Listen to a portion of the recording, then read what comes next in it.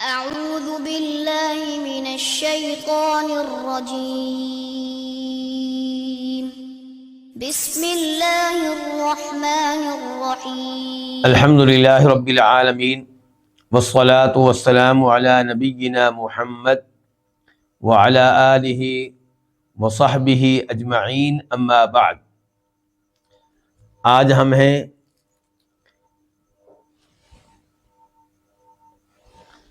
الدرر البہیہ فی المسائل الفقہیہ کے ساتھ۔ یہ امام شوکانی رحمہ اللہ کی عظیم الشان کتاب ہے اور فقہی احکام و مسائل پہ مشتمل ہے،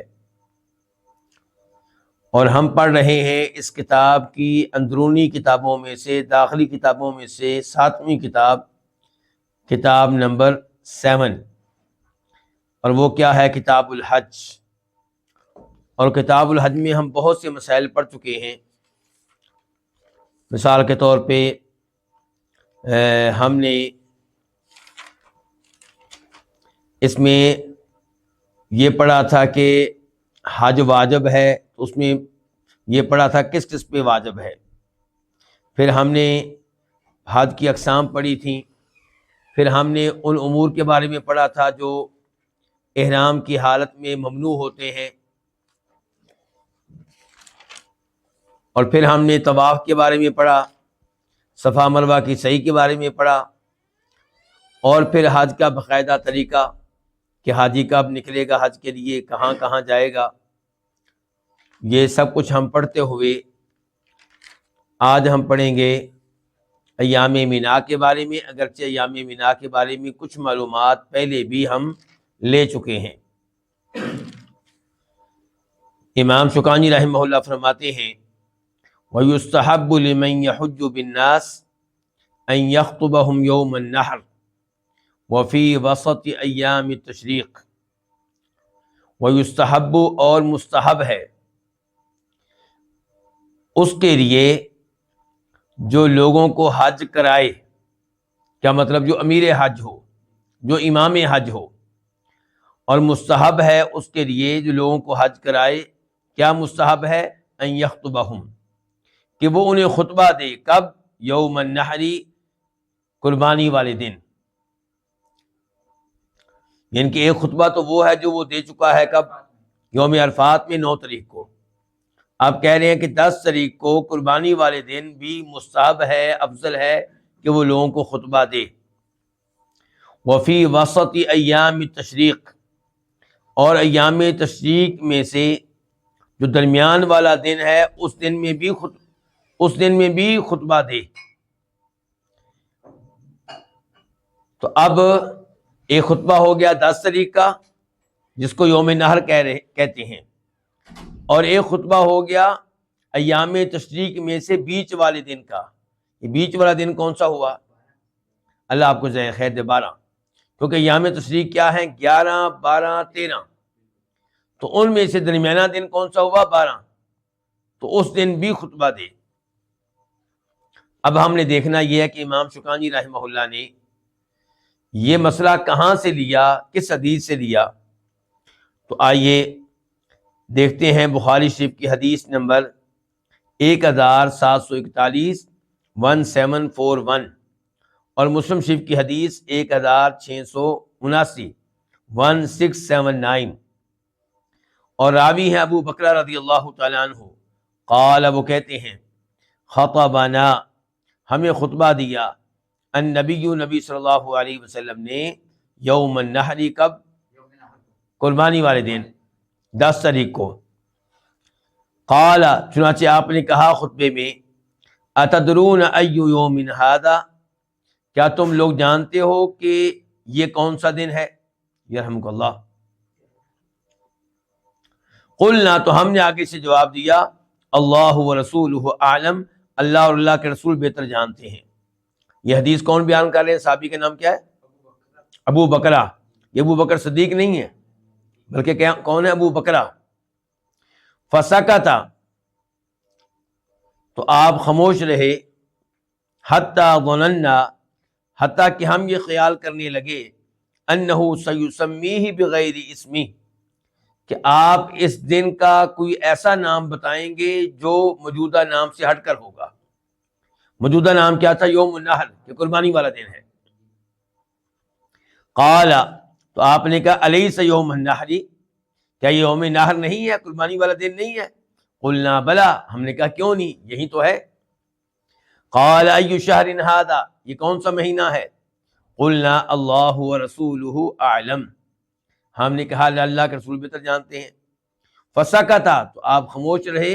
حتی ظننا انہ سیسمیہ بغیر اسمہ، حتیٰ کہ ہم یہ گمان کرنے لگے، یہ خیال کرنے لگے کہ آپ اس کا موجودہ نام یہ چھوڑ کر کوئی اور نام بتائیں گے، کوئی نیا نام رکھیں گے اس کا. تو آپ نے کہا الیس ذی الحجہ، کیا یہ ذو الحجہ مہینہ نہیں ہے؟ قلنا بلا، ہم نے کہا کیوں نہیں، یہی تو ہے. قال ای بلد ھذا، یہ شہر کون سا ہے؟ تو کیا نبی علیہ الصلوۃ والسلام نہیں جانتے تھے یہ باتیں، یا صحابہ کرام نہیں جانتے تھے؟ لیکن آپ بہترین خطیب تھے، بہترین مدرس تھے، بہترین ٹیچر تھے. سوال کرنے سے کیا ہوتا ہے؟ سننے والوں کے ذہنوں میں معلومات بیٹھتی ہیں، ان کی توجہ خطیب کی طرف رہتی ہے، مدرس کی طرف رہتی ہے، دائیں بائیں توجہ نہیں جاتی. اس انداز سے جو بات کی جائے گی وہ لوگوں کے ذہنوں میں نقش ہو جائے گی. تو آپ نے کہا ایو بلد ھذا، یہ کون سا شہر ہے، کون سا سٹی ہے؟ قلنا اللہ ورسولہ اعلم، ہم نے کہا اللہ کے رسول بہتر جاننے والے ہیں. تو آپ خاموش رہے حتیٰ کہ ہم یہ خیال کرنے لگے کہ آپ اس کا کوئی نیا نام بتائیں گے موجودہ نام سے ہٹ کر. قال، تو آپ نے کہا الیست بالبلدۃ الحرام، کیا یہ بلد حرام نہیں ہے، حرمت والا شہر نہیں ہے مکہ؟ اس کے ناموں میں سے ایک نام کیا؟ البلد. لا اقسم بہذا البلد وانت حل بہذا البلد. قلنا بلا، ہم نے کہا کیوں نہیں. قال، اب آپ نے کہا، یہ 3 سوالات کرنے کے بعد اب آپ کیا کہہ رہے ہیں؟ فرمایا فإن دماءکم واموالکم علیکم حرام کحرمت یومکم ھذا فی شہرکم ھذا فی بلدکم ھذا الی یوم تلقون ربکم الا ھل بلغت. تمہارے خون، تمہارے مال تم پہ حرام ہے، یعنی کہ ایک دوسرے کا مال تمہارے اوپر کیا ہے؟ دوسرے کا مال آپ کے لیے حرام ہے، حلال نہیں ہے کہ آپ جناب قبضہ کر کے بیٹھ جائیں. دوسرے کی جان آپ کے لیے حرام ہے، اس کو قتل کرنے کی اجازت نہیں ہے، اس کا خون بہانے کی اجازت نہیں ہے.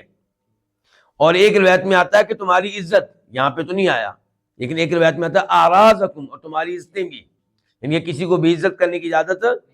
اور ہم کتنے شوق سے بتا رہے ہوتے ہیں میں نے اس کو خوب عزت کیا. نہیں، کسی مسلمان کی توہین کرنے کی اجازت نہیں ہے، اس کو ذلیل کرنے کی اجازت نہیں ہے، اس کو رسوا کرنے کی اجازت نہیں ہے. تو فرمایا بے شک تمہارے خون، تمہارے مال تم پہ حرام ہے تمہارے اس دن کی حرمت کی طرح. کون سا دن تھا؟ یوم نحر.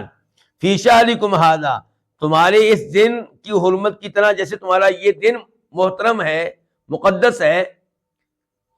یوم نحر 10 تاریخ جو ہے یہ سال کے دنوں میں سے سب سے عظیم دن ہے اسلامی لحاظ سے. سال کے تمام دنوں میں سے سب سے عظیم دن کون سا ہے؟ 10 ذی الحجہ، یوم النحر. یہ سال کے سبھی دنوں کا سردار دن ہے. تو آپ فرما رہے ہیں کہ تمہارے مال، تمہارے خون تمہارے اوپر ایسے حرام ہے، ایسے تمہارے لیے محترم اور مقدس ہے جیسے یہ دن تمہارے لیے محترم اور مقدس ہے. اور وہ بھی فی شہرکم ھذا، اس مہینے میں، اس مقدس مہینے میں، یہ مقدس دن. فی بلدکم ھذا، تمہارے شہر میں. یعنی کہ اگر 10 تاریخ آئے، یوم النحر آئے انڈیا میں یا پاکستان میں تو یہ دن محترم ہے، لیکن اگر مکہ میں آئے تو اس کی احترام میں اضافہ ہو جائے گا، ڈبل احترام ہے اس کا، ایک دن کی وجہ سے، ایک شہر کی وجہ سے، اور پھر وہ مہینہ بھی ادھر سے. حرمتیں ہی حرمتیں، تقدس ہی تقدس، احترام ہی احترام.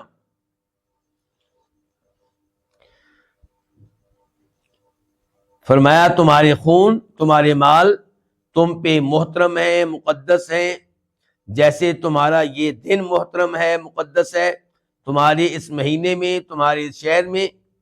اچھا یہ حرمت کب تک ہے؟ کب تک دوسرے مسلمان کا خون آپ کو بہانے کی اجازت نہیں ہے؟ کب تک اس کے مال پہ آپ کو قبضہ کرنے کی اجازت نہیں ہے؟ فرمایا الی یوم تلقون ربکم، اس دن تک جس دن تم اپنے رب سے ملو گے، یعنی کہ قیامت تک مسلمانوں کا خون تمہارے اوپر حرام رہے گا، حلال نہیں، یا قتل کرنے کی اجازت نہیں ہے۔ الا هل بلغت، کیا میں نے اللہ کا یہ پیغام پہنچا دیا ہے، اللہ کا دین پہنچا دیا ہے؟ آپ سوال کر رہے ہیں کن سے؟ صحابہ کرام سے۔ قالوا نعم، انہوں نے کہا بالکل۔ قال اللہم اشہد، آپ کہتے ہیں اللہ گواہ رہنا، یہ مان رہے ہیں کہ میں نے تیرا دین ان تک پہنچا دیا ہے۔ فَلْيُبَلِّغِ الشَّاهِدُ الْغَائِبُ، آپ فرماتے ہیں جو یہاں پہ موجود ہے وہ میرا یہ پیغام ان تک پہنچا دے جو یہاں پہ موجود نہیں ہے۔ فَرُبَّ مُبَلَّغٍ أَوْعَىٰ مِن سَامِعٍ، بسا اوقات وہ شخص جس کو پیغام دیا جاتا ہے اس سے زیادہ سمجھنے والا ہوتا ہے جس نے پیغام براہ راست سنا ہوتا ہے۔ یعنی کہ تم لوگوں نے میرا پیغام، میری احادیث ایسے پہنچا دینی ہے۔ ممکن ہے کہ وہ لوگ جو موجود نہیں ہیں وہ میری حدیث کو، میرے اس پیغام کو تم میں سے کئی لوگوں سے بہتر سمجھ لیں۔ فلا ترجعوا بعدی کفارا، میرے بعد کافر نہ بن جانا اس حال میں کہ تم میں سے بعض کی گردنیں اڑا رہا ہو۔ میرے بعد ایمان پہ رہنا، مسلمانوں کو قتل نہیں کرنا۔ تو اس حدیث کو یہاں پہ ذکر کیا ہے کس لیے؟ یہ بتانے کے لیے کہ آپ علیہ السلام نے یہ سارا خطبہ کب دیا تھا؟ 10 تاریخ کو، یوم نحر، قربانی والے دن۔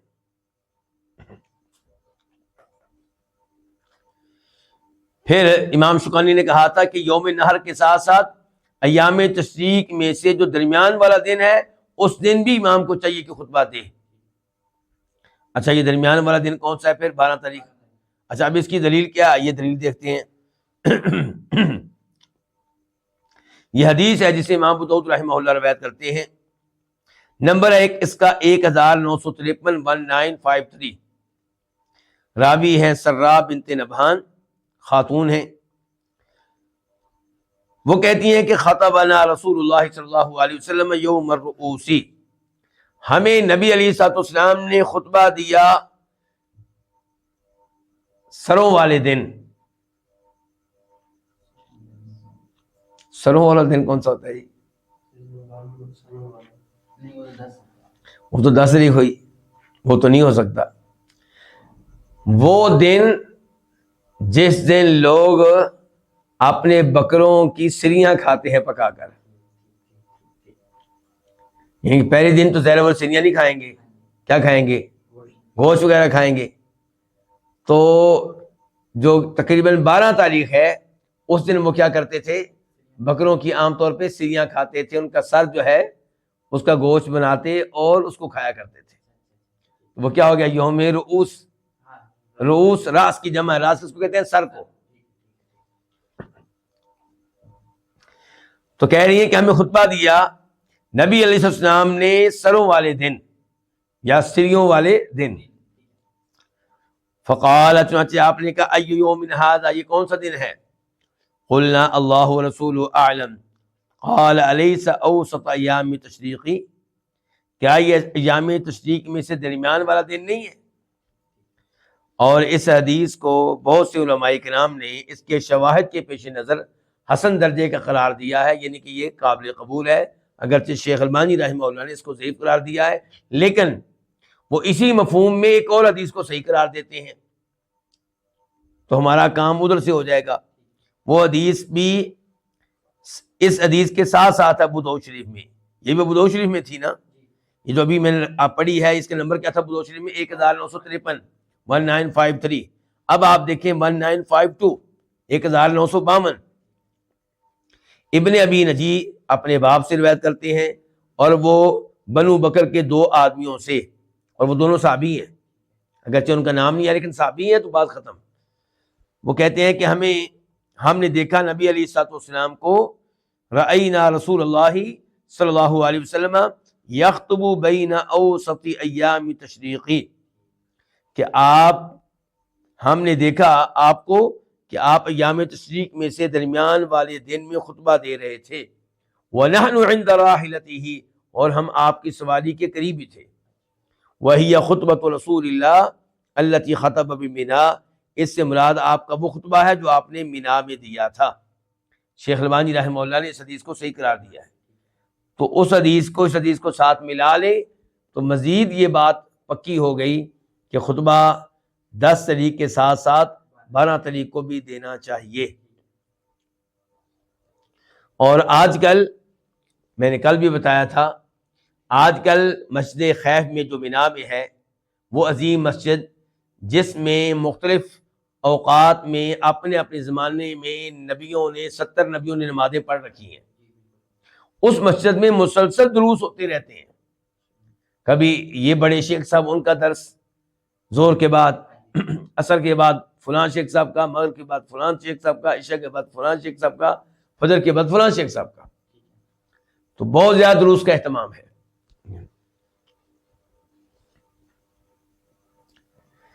اس کے بعد فرماتے ہیں امام شوکانی رحمہ اللہ، وَيَطُوفُ الْحَاجُّ طَوَافَ الْإِفَاضَةِ وَهُوَ طَوَافُ الزِّيَارَةِ يَوْمَ النَّحْرِ، اور حج کرنے والا طواف کرے گا، کون سا طواف؟ طواف افادہ۔ افادہ کا معنی کیا ہوتا ہے؟ کئی دفعہ بتا چکا ہوں آپ لوگوں کو، واپس آنا۔ افادہ کا معنی کیا ہوتا ہے؟ ثم افیضوا من حیث افاض الناس، قرآن میں سورہ بقرہ میں اللہ تعالیٰ کہتے ہیں کہ اے قریشیو، تم نے حج کے دوران اسی جگہ سے واپس آنا ہے جہاں سے عام لوگ واپس آتے ہیں۔ وہ لوگ کہاں سے واپس آتے تھے؟ مزدلفہ سے، اور عرفات میں نہیں جاتے تھے، تو اللہ نے کہا نہیں، تم نے وہاں سے واپس آنا ہے مکہ کی طرف جہاں سے باقی لوگ واپس آتے ہیں، تم نے میدان عرفات میں جانا ہے۔ تو حاجی نکلتا ہے مکہ سے 8 تاریخ کو، پہنچ جاتا ہے مینا، تو مینا سے نکل گیا، پھر 9 تاریخ کو اور آگے چلا جاتا ہے، کہاں؟ میدان عرفات میں۔ پھر میدان عرفات سے اس کی واپسی کا سفر شروع ہوتا ہے، اور پہلے نمبر پہ پہنچتا ہے رات کو مزدلفہ میں، پھر 10 تاریخ کو پہنچ جاتا ہے مینا میں، اور اب جب وہ مکہ میں آئے گا طواف کرنے کے لیے، تو یہ طواف کون سا ہوا؟ طواف افادہ۔ مکہ واپسی ہوئی ہے تو اس موقع پہ کیا جانے والا طواف، اور اس کو طواف زیارت بھی کہتے ہیں۔ بیت اللہ کی زیارت کرنے کے لیے آپ اتنے دنوں کے بعد آئے ہیں تو وہ یہ طواف ہے۔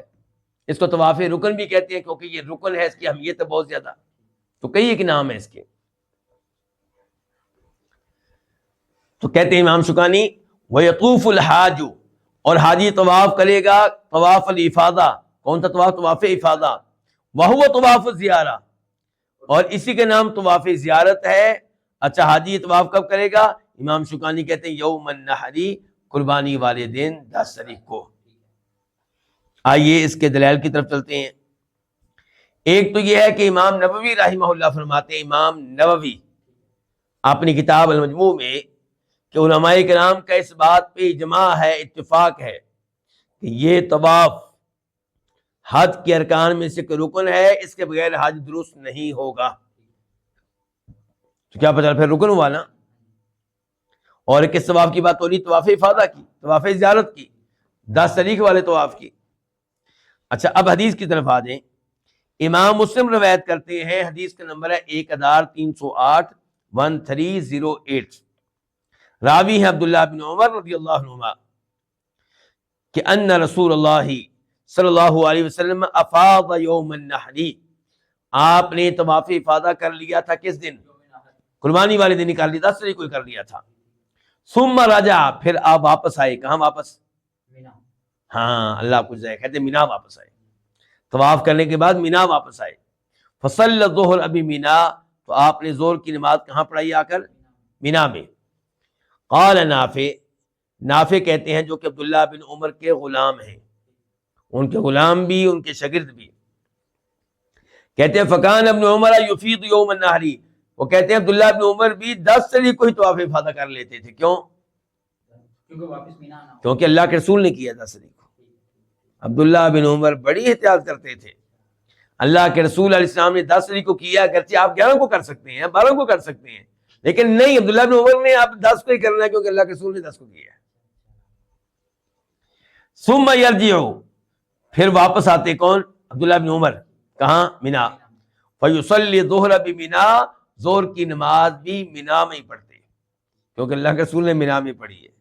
اب عبداللہ بن عمر کو کوئی یہ نہیں کہہ سکتا کہ بھئی بیت اللہ میں تم آئے ہو، طواف کر رہے ہو، ظہر کی نماز تھوڑی دیر کے بعد ہونے والی ہے، پڑھ کے چلے جانا، 1,00,000 سے زیادہ نمازوں کا ثواب ملے گا جو مسجد حرام میں ادا کی جائے. نہ، عبداللہ بن عمر کو یہ پتا ہے کہ اللہ کے رسول نے مینا میں ادا کی ہے تو اب مینا میں ادا کرنی ہے. اس کو کیا کہتے ہیں؟ عبداللہ بن عمر رضی اللہ تعالیٰ عنہ. اچھا، کیا کہہ رہے ہیں نافع کہ پھر وہ ظہر کی نماز مینا میں آ کے ادا کرتے. وَيَذْكُرُ، اور یہ بھی بتاتے، کون بتاتے؟ عبداللہ بن عمر، کہ ان النبی صلی اللہ علیہ وسلم فعلہ، کہ نبی علیہ الصلوۃ والسلام نے ایسا ہی کیا تھا. تو یہ دلیل ہے کس کی؟ طواف افاضہ کی، اور جس کو طواف زیارت بھی کہتے ہیں. اچھا، ایک تو علماء کرام کا اتفاق ہو گیا کہ یہ وہ طواف ہے جس کے بغیر حج نہیں ہوگا، رکن ہے. اتنا کافی ہے کہ اتفاق ہو گیا علماء کرام کا. لیکن اس کے علاوہ بھی میں ایک دلیل آپ کو دینا چاہوں گا، ایک حدیث آپ کو یاد کروانا چاہوں گا، آپ لوگوں نے کئی دفعہ سنی ہے کہ نبی علیہ الصلوۃ والسلام جب حج کر چکے، صرف الوداعی طواف باقی رہ گیا تھا.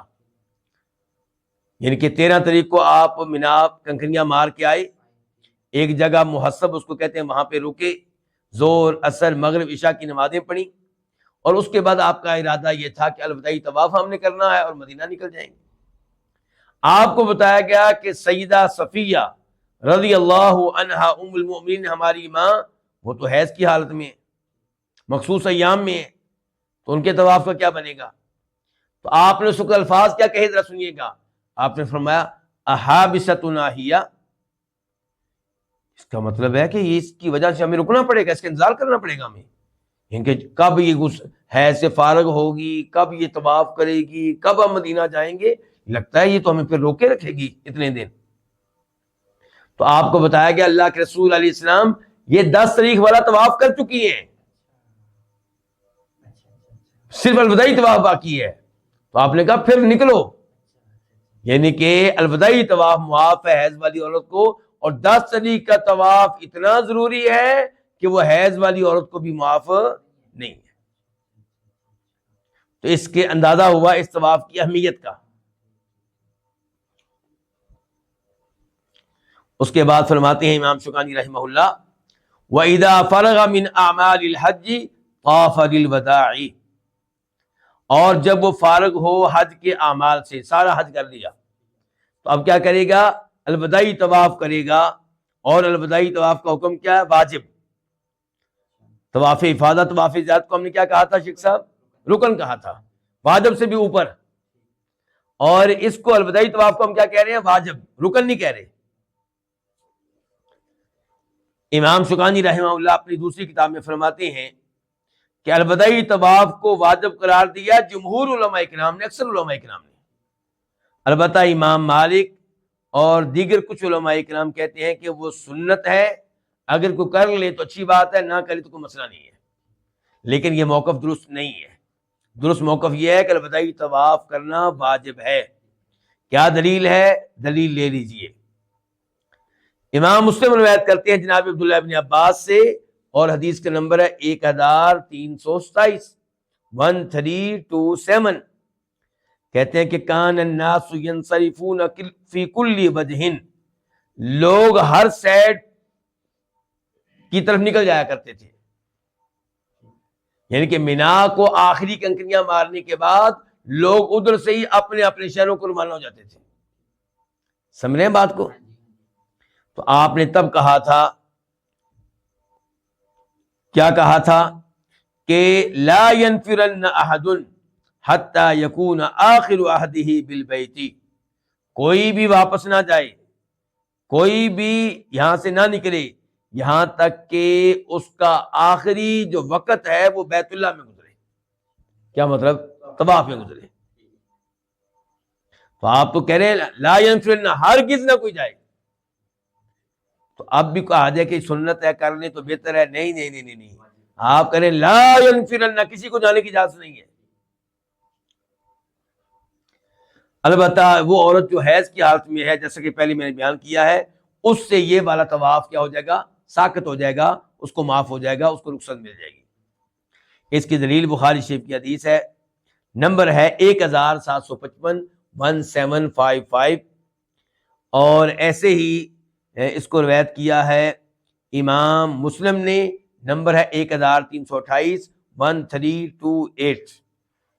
تو کیا کہتے ہیں اس میں عبداللہ بن عباس؟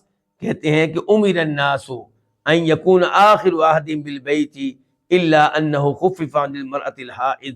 لوگوں کو حکم دیا گیا، حکم کیا دیا گیا؟ اور حکم پہ عمل کرنا کیا ہوتا ہے؟ واجب. لوگوں کو حکم دیا گیا کہ ان کا آخری وقت بیت اللہ میں گزرے، یعنی کہ طواف کر کے جائیں.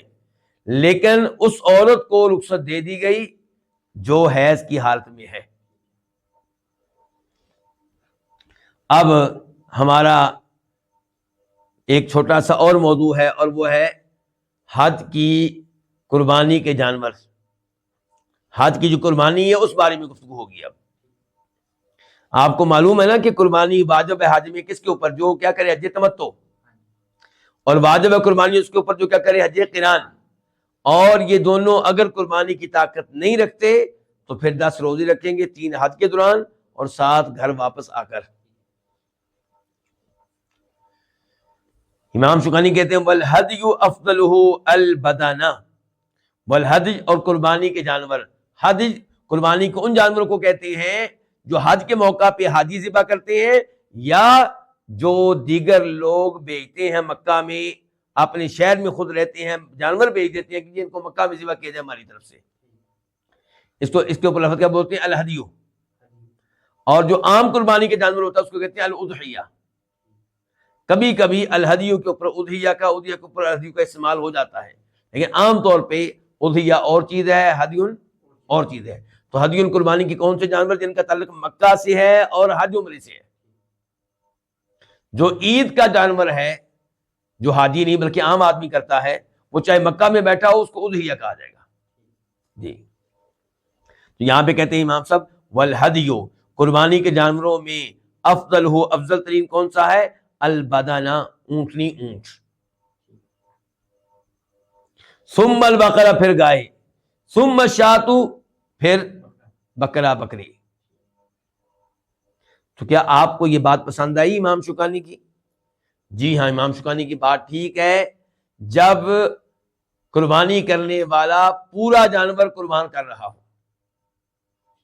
اگر کوئی آدمی اکیلا مالی لحاظ سے اکیلا، یہ سارا خرچہ اس نے برداشت کیا ہے، اکیلا اونٹ قربان کر رہا ہے اللہ کی راہ میں، تو ظاہر ہے کہ پھر اونٹ بکرے سے بہتر ہے، افضل ہے، گائے سے افضل ہے. اور اس کے بعد نمبر کس کا آئے گا؟ گائے کا. پھر نمبر آئے گا کس کا؟ بکری کا. لیکن اگر آپ یہ کہیں کہ جناب اونٹ میں 7 لوگ شریک ہو جائیں، گائے میں بھی 7 لوگ شریک ہو جائیں اور بکرے میں 1، تو پھر صورتحال تبدیل ہو سکتی ہے افضل اور غیر افضل ہونے کے لحاظ سے. واضح ہو گیا؟ اچھا، پہلے کیا دعویٰ کیا تھا امام شوکانی رحمہ اللہ نے کہ قربانی کے جانوروں میں سب سے افضل کیا؟ اونٹ، اونٹنی. ہم ان سے پوچھنا چاہیں گے کہ امام شوکانی صاحب یہ کہاں سے مسئلہ لے کر آئے ہیں آپ؟ تو جواب یہ آتا ہے کہ اللہ تعالیٰ فرماتے ہیں سورہ حج میں آیت نمبر 36 میں 36 میں وَالْبُدْنَ جَعَلْنَاهَا لَكُم مِّن شَعَائِرِ اللَّهِ، اور اونٹ، اونٹنیاں، ان کو ہم نے بنایا ہے تمہارے لیے اللہ کی نشانیوں میں سے. تو یہ ان کا تذکرہ ہو رہا ہے، قربانی کے موقع پہ ان کو ذبح کیا جانا ہے، اور اللہ تعالیٰ نے ان کو اپنی نشانی قرار دیا. کن کو؟ اس اونٹ، اونٹنی کو جن کو ہم ذبح کرتے ہیں. یہ اللہ کی نشانیاں ہیں، ان سے اللہ کی قدرت کا پتہ چلتا ہے. افلا ينظرون الى الابل كيف خلقت، کیا یہ دیکھتے نہیں اونٹوں کی طرف کہ کیسے ان کو پیدا کیا گیا ہے؟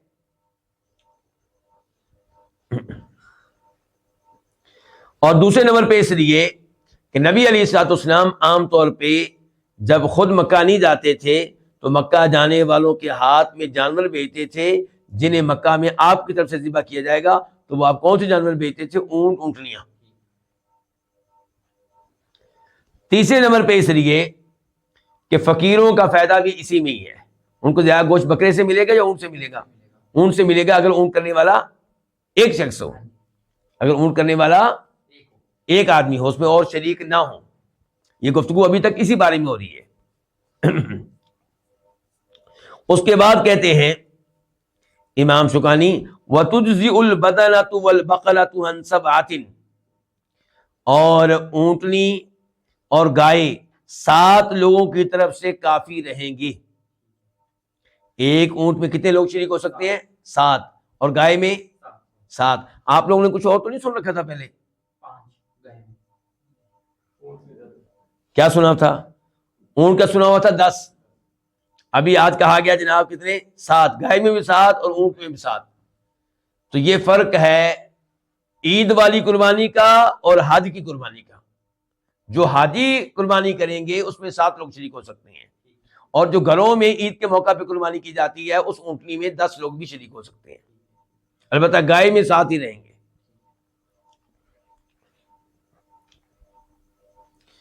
اچھا، یہ جو انہوں نے کہا ہے کہ ان میں 7 لوگ شریک ہو سکتے ہیں، اس کی دلیل کیا ہے؟ امام مسلم روایت کرتے ہیں، حدیث کا نمبر ہے 1318 1318. راوی ہے جناب جابر رضی اللہ عنہ کہ خرجنا مع رسول اللہ صلی اللہ علیہ وسلم محلین بالحج، ہم اللہ کے نبی کے ساتھ نکلے صلی اللہ علیہ وسلم حج کا تلبیہ پڑھتے ہوئے، لبیک بالحج لبیک اللہم حجن. فامرنا رسول اللہ صلی اللہ علیہ وسلم، تو اللہ کے رسول نے ہمیں حکم دیا ان نشترک فی الابل والبقر، کہ ہم اونٹ میں شریک ہو سکتے ہیں، سب مل کے ایک اونٹ کو ذبح کر سکتے ہیں، سب مل کے ایک گائے کو ذبح کر سکتے ہیں. کل سبات منا فی بدنا، ہم میں سے 7 ہوں گے ایک اونٹ اونٹنی میں، ایک گائے بیل میں. تو واضح ہو گیا 7 کا مسئلہ. اس کے بعد فرماتے ہیں امام شوکانی وَيَجُوزُ لِلْمُهْدِي أَن يَأْكُلَ مِن لَحْمِ هَدْيِهِ، جائز ہے للمہدی، قربانی کرنے والے کے لیے کیا جائز ہے کہ وہ کھائے، خود کھائے من لحم ہدیہ، اپنی قربانی کے گوشت میں سے. وَيَرْكَبْ عَلَيْهِ، اور یہ بھی جائز ہے کہ اس کے اوپر سواری کرے، اگر کہیں جا رہا ہے تو اس کے اوپر بیٹھ سکتا ہے. اچھا، اب یہ 2 مسئلے جو ہیں ان کے بارے میں پڑھتے ہیں. پہلے نمبر پہ ہمارے پاس حدیث ہے سیدہ عائشہ کی، روایت کیا امام بخاری نے، نمبر ہے بخاری شریف میں 1709 1709، اور امام مسلم نے روایت کیا، نمبر ہے 1211 1211. راوی ہے سیدہ عائشہ رضی اللہ عنہا، کہتی ہیں کہ خرجنا مع رسول اللہ صلی اللہ علیہ وسلم لخمس بقین من ذی القعدہ، ہم اللہ کے نبی علیہ السلام کے ساتھ نکلے جبکہ ذی القعدہ کی 5 راتیں رہ گئی تھیں. کہاں سے نکلے؟ مدینہ سے، یعنی کہ تقریباً آپ کہہ سکتے ہیں 25 ذی القعدہ کو، 25 ذی القعدہ کو، اور وہاں کا پہنچے تھے 4 تاریخ کو، 4 کی صبح. تو یہ سفر کتنے دنوں کا ہوا؟ تقریباً 9 دن کا، 8 دن کا ہوا. لا نرا الا الحج، جب ہم آپ کے ساتھ نکلے تو ہمارا خیال تھا کہ ہم حج کرنے جا رہے ہیں، عمرہ ہمارے ذہنوں میں نہیں تھا، کیونکہ عمرہ کرنا حج کے دنوں میں وہ لوگ گناہ سمجھتے تھے. یہ چاہے مسلمان ہو چکے تھے لیکن اس چیز کو یہ بھی مان رہے تھے کیونکہ ان کو منع نہیں کیا گیا تھا اس عقیدے سے، اس سوچ سے. فلما ادنونا من مکہ، سیدہ کہتی ہیں جب ہم قریب ہوئے مکہ سے، امر رسول اللہ صلی اللہ علیہ وسلم من لم يكن معه هدي اذا طاف وسعى بين الصفا والمروہ ان يحل، تو اللہ کے نبی نے حکم دیا ان لوگوں کو جن کے پاس قربانی کے جانور نہیں تھے، کیا حکم دیا کہ جب وہ طواف کر لیں اور صفا مروہ کی صحیح کر لیں، ان یحل، تو وہ حلال ہو جائیں، بال کٹوا کے کیا ہو جائیں، کیا کر لیں، اپنے حج کو عمرے میں تبدیل کر لیں، اور یہ ان کا حج تمتع بن جائے گا، پہلے عمرہ بعد میں حج.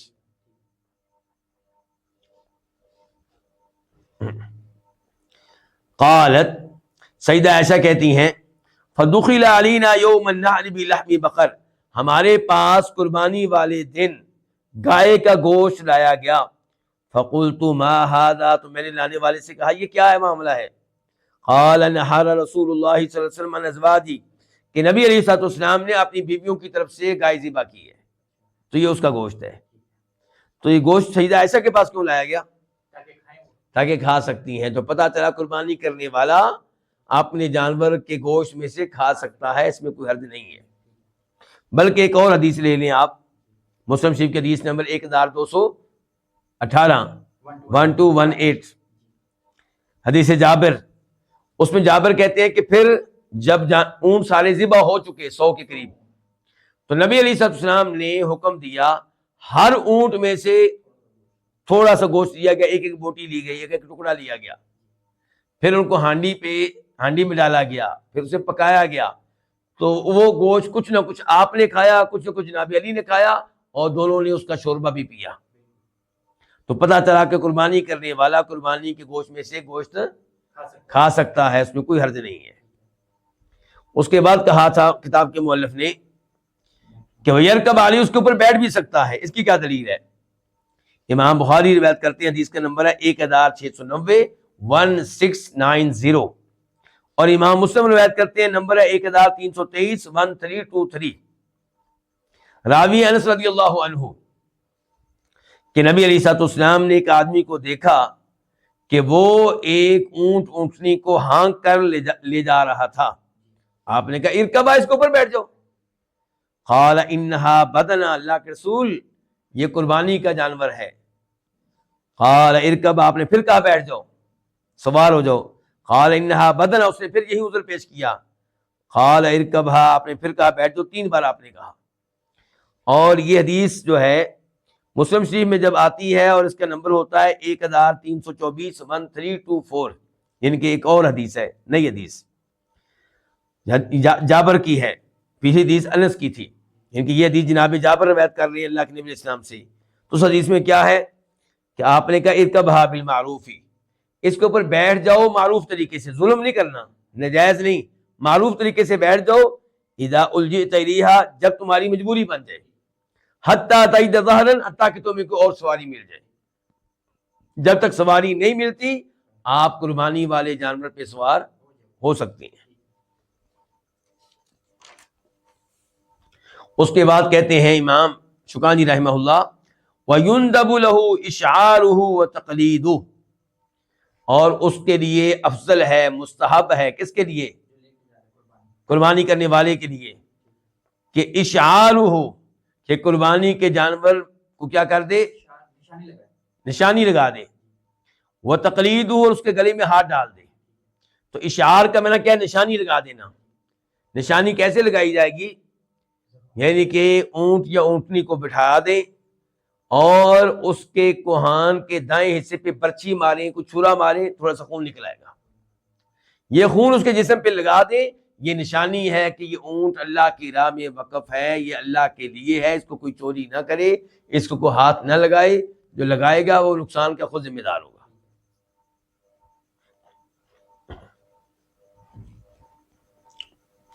تو یہ کیا ہو گیا؟ اشعار۔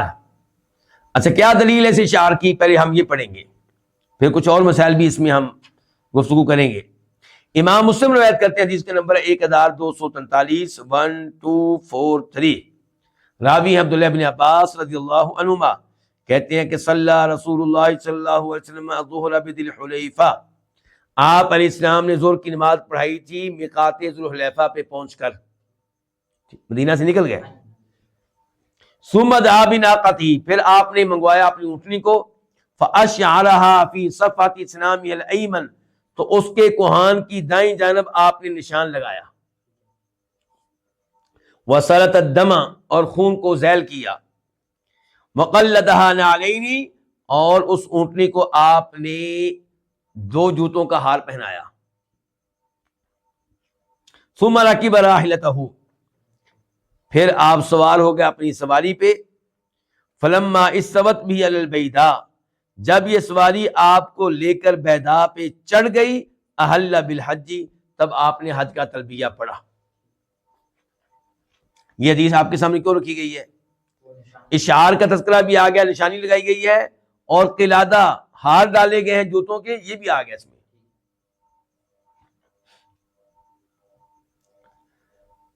یہاں پہ اگلا مسئلہ یہ ہے وَمَن بَعَثَ بِهَدْيٍ، بلکہ یہ اشعار اور تقلید کے تعلق سے گفتگو کر لوں، اشعار کے تعلق سے پھر آگے چلیں گے، کہ جانور کو تھوڑا سا زخمی کرنا تاکہ خون نکل آئے اور اس کے اوپر مال دیں، دنیا کو پتہ چل جائے کہ یہ جانور اللہ کی راہ میں وقف ہے، قربان ہونے کے لیے مکہ جا رہا ہے، اس کو ہم نے چھیڑنا نہیں ہے، قبضہ کرنے کی کوشش نہیں کرنی۔ تو آپ نے اشعار کی اور تقلید کی ترغیب دی ہے۔ تقلید سے مراد یہاں پہ کیا ہے؟ ہار پہنانا۔ اچھا، یہ جو آپ نے یعنی کہ کام کیا اور صحابہ کرام نے اس کو قبول کیا اور اس کو علماء کرام نے بھی قبول کیا، اس کے بارے میں موقف کیا ہے دیکھیے گا ذرا علماء کرام کا۔ سلف اور خلف میں سے جمہور علماء کرام کا یہ مذہب ہے کہ اشعار کیا جائے گا، نشانی لگائی جائے گی، برخلاف امام نخعی کے اور امام ابو حنیفہ رحمہ اللہ کے۔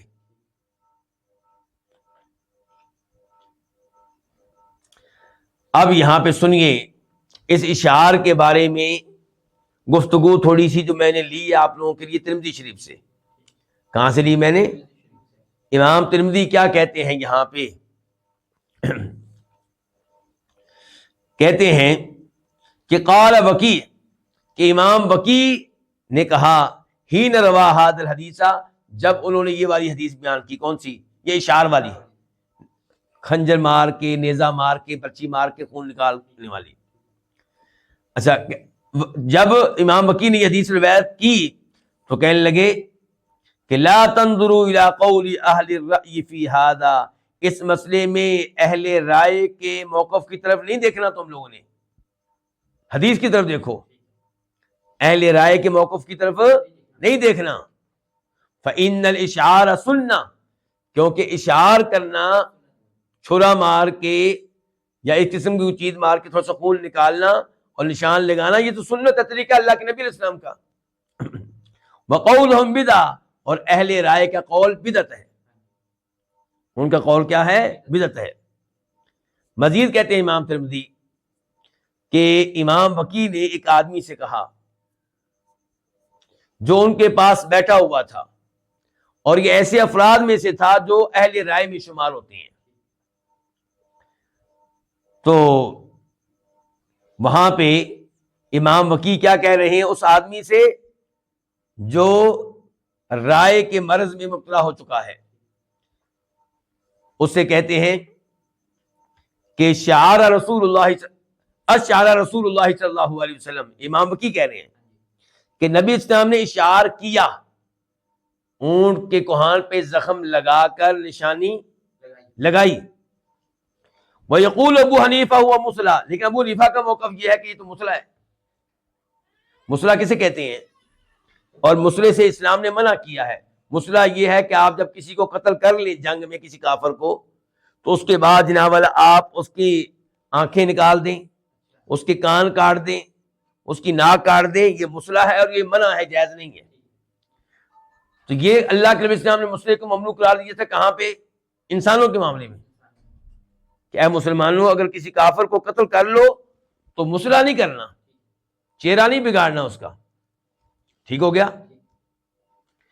تو یہاں پہ امام وکی کہتے ہیں اس آدمی کو سناتے ہوئے جو رائے کے مرض میں مبتلا تھا، اہل رائے، کہا کہ اللہ کے رسول نے اشعار کیا ہے اور ابو حنیفہ کہتے ہیں کہ یہ مصلح ہے۔ قال رجل، تو آدمی کہنے لگا فَإِنَّهُ قَدْ رُوِيَ عَنْ إِبْرَاهِيمَ النَّخَعِيِّ أَنَّهُ قَالَ الْإِشْعَارُ مُصْلَحٌ، کہ یہ روایت تو امام ابراہیم نخعی سے بھی آتی ہے کہ وہ کہا کرتے تھے کہ اشعار کرنا تو مصلح ہے، اکیلے ابو حنیفہ نہیں ہے، ان سے بھی روایت ملتی ہے، آتی ہے۔ راوی کہتے ہیں فَرَأَيْتُ وَكِيعًا غَضِبَ غَضَبًا شَدِيدًا، جب حدیث کے مقابلے میں ابراہیم نخعی رحمہ اللہ کو پیش کیا گیا تو عبداللہ بن وکی جو ہیں وہ شدید غصے میں آ گئے، امام وکی شدید غصے میں آ گئے. وقال کہنے لگے اقول لك قال رسول اللہ صلی اللہ علیہ وسلم, میں تمہیں بتاتا ہوں کہ اللہ کے رسول نے یہ کہا, وتقول قال ابراہیم, اور تم آگے سے کہتے ہو ابراہیم نے یہ کہا. اللہ کے رسول کے حدیث کے مقابلے میں ابراہیم کی کیا حیثیت ہے؟ ابراہیم نخعی کی بہت بڑے امام ہیں لگے. پھر کیا کہا مزید؟ یہ گفتگو کون کر رہے ہیں اس وقت؟ امام وکی جو ہے وہ گفتگو کر رہے ہیں. اس آدمی سے اب کہتے ہیں جس نے کہا تھا حدیث کے مقابلے میں کہ ابراہیم النخعی جو ہے وہ بھی اس کو اشعار کو مصلح کہتے ہیں. تو وہاں پہ کہا وکی بن جراح نے غصے میں آ جانے کے بعد کہ اقول لك قال رسول صلی اللہ علیہ وسلم, میں تم سے کہتا ہوں اللہ کے رسول نے یوں کہا, تم آگے سے کہتے ہو ابراہیم نے یہ کہا. ما احقك بان تحبس ثم لا تخرج حتى تنزي عن قولك هذا, تمہارا یہ حق بنتا اچھی طرح, تم اس لائق ہو کہ تمہیں گرفتار کیا جائے اور پھر تمہیں نکالا نہ جائے, جیل وغیرہ سے نکالا نہ جائے, حتیٰ کہ تم اپنے اس قول سے, اس موقف سے بعد آ جاؤ. کون سا قول؟ یعنی کہ حدیث کے مقابلے میں کسی انسان کی رائے کو پیش کرنا, حدیث کو رد کرنے کے لیے, حدیث کے مفہوم کو ریجیکٹ کرنے کے لیے کسی بزرگ کے قول کا حوالہ دینا, یہ کہا کہ اتنا بڑا جرم ہے کہ حق تمہارا یہ بنتا ہے کہ تمہیں جیل میں ڈال دیا جائے اور چھوڑا نہ جائے جب تک کہ تم اپنے اس قول سے رجوع نہ کر لو. اس کے بعد ادھر آئیے کیا کہہ رہے ہیں ہم سے امام شوکانی, کہتے ہیں وَمَن بَعَثَ بِهَدْيٍ لَمْ يَحْرُمْ عَلَيْهِ شَيْءٌ, اور جو آدمی بھیجے بِهَدْيٍ جانور, کہاں بھیجے؟ مکہ, خود حج پہ نہیں جا رہا, اور جو جانور بھیجے لم يحرم علیہ شیء, اس کی وجہ سے اس کے اوپر کوئی چیز حرام نہیں ہوگی ان چیزوں میں سے جو احرام والے کے اوپر حرام ہو جاتی ہیں. احرام والے کے اوپر کئی چیزیں حرام ہو جاتی ہیں, کل تذکرہ کیا تھا. کیا خوشبو مثال کے طور پہ مرد ہے تو چہرہ نہیں ڈھانک سکتا, جی شکار نہیں کر سکتا, تو یہ کئی چیزیں حرام ہیں. جی تو یہاں پہ کہہ رہے ہیں کہ جو امام شوکانی کہہ رہے ہیں جو قربان جو جانور مکہ بھیجے تاکہ ان کو واذبح کیا جائے, تو اس کے اوپر کوئی چیز حرام نہیں ہوگی ان چیزوں میں سے جو محرم والے کے اوپر حرام ہوتی ہیں. وہ تو عمرہ کر رہا ہے, وہ تو حج کر رہا ہے, اس لیے اس کے اوپر یہ چیزیں حرام ہیں, اس کے اوپر حرام نہیں ہوگی کیونکہ تو صرف جانور بھیج رہا ہے بس. اچھا جی, اس کی دلیل کیا ہے؟ یہ امام بخاری روایت کرتے ہیں, نمبر حدیث کا 1701 اور امام مسلم نمبر ہے 1321 1321. راوی ہیں امرہ بنت عبد الرحمن, عورت ہے, ایک صحابی نہیں ہے بلکہ تابعیہ ہیں. امرہ بنت عبد الرحمن کہ زیاد بن ابو سفیان نے سیدہ عائشہ کو لکھا کہ عبداللہ بن عباس جو ہے یہ کہتے ہیں کہ جب کوئی جانور بھیجے کہاں؟ مکہ, تو اس کے اوپر وہ چیزیں حرام ہو جائیں گی جو حاجیوں پہ حرام ہوتی ہیں. کون کہہ رہے ہیں یہ؟ عبداللہ بن عباس. حتی ینحر ہدیہ, کب تک پابندیاں رہیں گی؟ جب تک کہ وہ وقت نہیں آ جاتا جس دن اس کے جانور کو ذبح کر دیا جائے گا, پھر یہ پابندیاں ختم ہوں گی. قالت عمرہ کہتی ہیں فقالت عائشہ, تو سیدہ عائشہ نے کہا لیس کما قال ابن عباس, مسئلہ ایسے نہیں جیسے عبداللہ بن عباس نے بیان کیا, ایسے نہیں ہے. انا فتلت قلائد ہدی رسول اللہ صلی اللہ علیہ وسلم بیدیہ, مجھ سے پوچھو مسئلہ کیا ہے, کیونکہ میں نبی علیہ السلام کے جانوروں کے جو پٹے ہیں, قلادے ہیں, انہیں تو میں بٹا کرتی تھی اپنے ہاتھوں کے ساتھ. کون بنایا کرتی تھی؟ میں, سیدہ عائشہ. تو پھر یعنی کہ وہ کہنا چاہتی ہے مجھے پتا ہے اس معاملے کا صحیح طرح. کہتے پھر اللہ کے رسول ان جانوروں کو اپنے ہاتھوں کے ساتھ قلادہ پہناتے, جوتوں کا ہار پہناتے. ثم بعث بها مع ابی, پھر آپ بھیج دیتے ان جانوروں کو جو مکہ میں ذبح ہوں گے, کس کے ساتھ؟ میرے والد کے ساتھ. کون کہہ رہی ہیں؟ سیدہ عائشہ, یہ ابو بکر صدیق کے ساتھ. فلم یحرم علی رسول شیء احلہ اللہ له تعالی الہدی, تو اس وجہ سے جانور بھیج دینے کی وجہ سے نبی علیہ الصلوۃ والسلام پہ کوئی پابندی نہیں لگتی تھی، کوئی چیز حرام نہیں ہوتی تھی ان چیزوں میں سے جو حاجی پہ، عمرہ کرنے والے پہ، احرام والے کے اوپر حرام ہو جاتی ہیں۔